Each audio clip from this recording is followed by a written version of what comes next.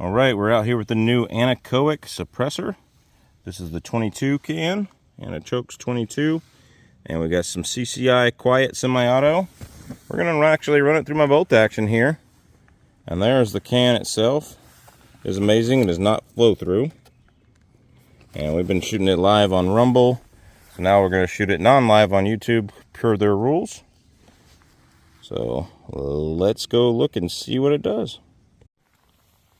All right, Anechoic can on the Savage Mark II with the CCI quiet, semi-auto quiet. Here we go.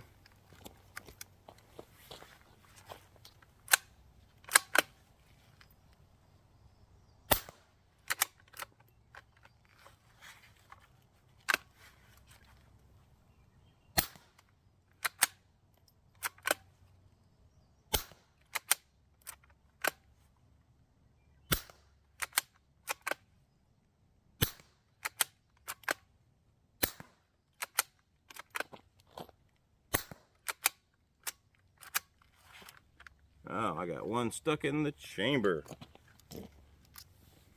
That's gonna be a pain to get out. One stuck in the chamber. It is fired. Okay, got the jam cleared.